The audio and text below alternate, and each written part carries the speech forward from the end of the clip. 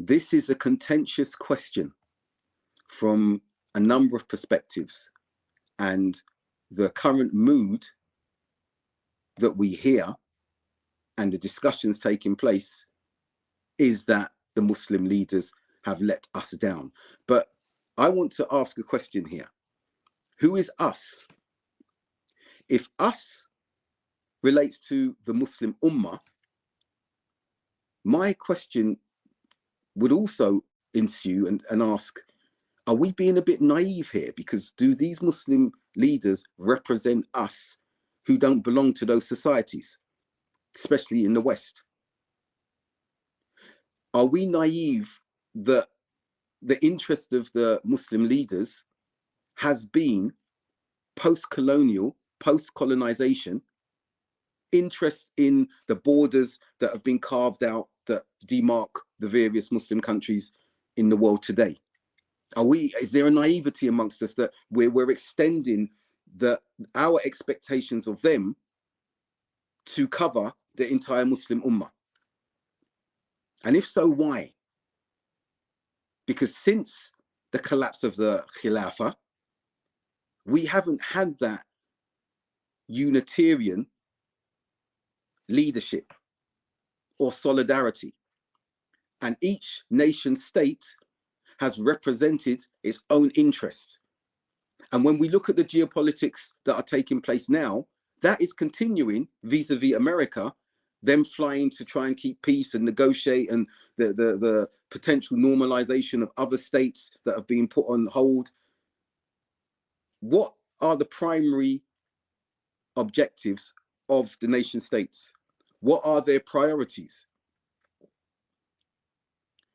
If we are, by asking this question, saying the country should have come together to really address the Palestinian issue, come to their defense, and resolve this problem, that should have happened decades ago, collectively. And some Muslim leaders tried that, King Faisal being one of them. However, I come back to the point that I made earlier on.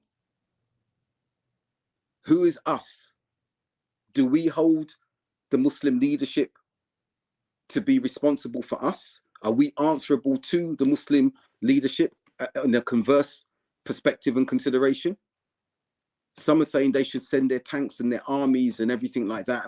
And again, this is an emotional response, I believe, to some extent. Am I saying they should do nothing? No, I'm not saying that at all. I'm just asking, what are the expectations when there's no unified leadership? There's no khilafah. And I'm not saying there's no khilafah, so we shouldn't do anything. No, not at all. Again, it's about the expectations. And then those who blindly defend the absence of leadership in this issue, they need to check themselves as well. They need to check themselves as well. Because we're asking this question now, and we should have been considering this as it relates to the Uyghurs, as it relates to the Rohingyas, as it relates to what is taking place in Eritrea, as it relates to the genocide, 10,000 people killed in Sudan already, and no one's speaking about it, seemingly so because it's the dark continent. When it comes to what is happening there, Democratic Republic of Congo, and the abuse that's taking place there, and brutality that's been done to the people there as a result of Western extraction of minerals and the like. We don't ask those questions or these types of questions when it relates to these ethnicities, these minorities, these continents or societies. And so we have to ask ourselves, why are we only asking this question now? Shouldn't that be a recurring question if it's a question that has any basis that can be answered effectively?